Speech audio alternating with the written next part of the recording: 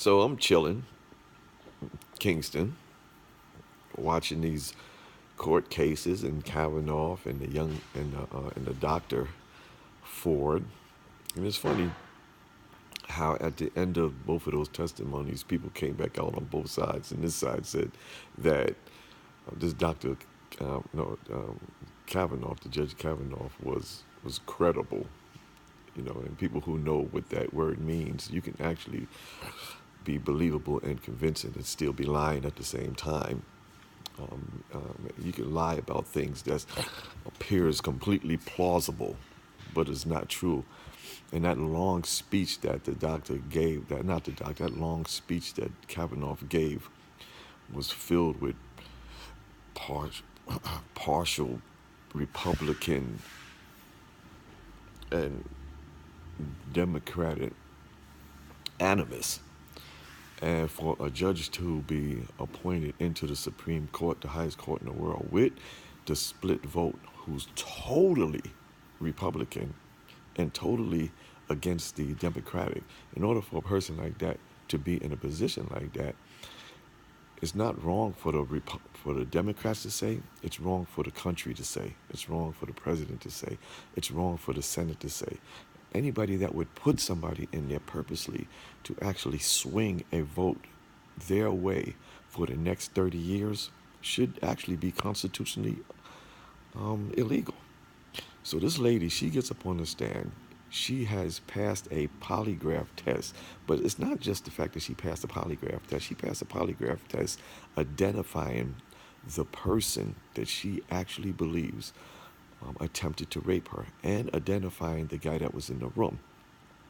And the polygraph test says she's telling the truth, not only about the thing happening to her, but the polygraph test says she's telling the truth about the people she identified who did it to her. Now, on the other side, that they say this man is credible, I watched a man that was being questioned using mostly defense mechanisms in order to get through the questioning. He never answered most of the questions, and most of the time he used some sort of defense mechanism. If he wasn't comparing out, if he wasn't minimizing it, and anybody who's in psychology or who has a modicum of psychology or a modicum of recovery or a modicum of sobriety or a modicum of good common sense will know that his answers during that questioning was defense mechanisms. Was he minimizes things. He was comparing this to that. He would say we and people, and then he made it so bad he turned around and asked one of the senators, do you overdrink? Do you black out when you drink? Have you ever blacked out when you drink? First of all, there's an adolescent lace comparison to the way he was answering those questions and to be a judge of the Supreme Court. So not only was that, then you have the senators chime in with their defense mechanisms.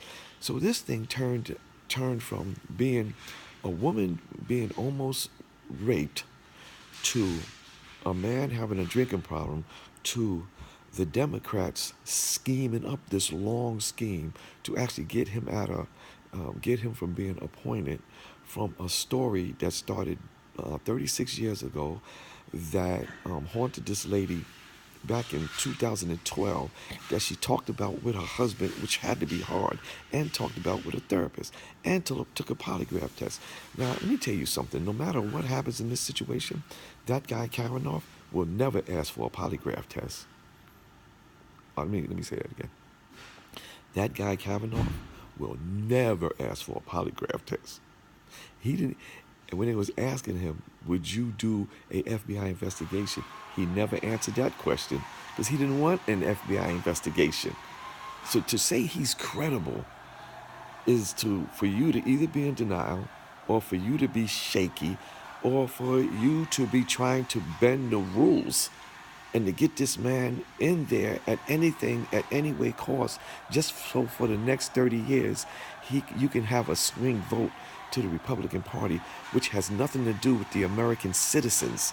It has all to do with the America. So if all the American citizens has something against the Republicans, or speak out against what the Republicans going to do, it won't matter just as long as it goes through with the Republicans and screw the American citizens.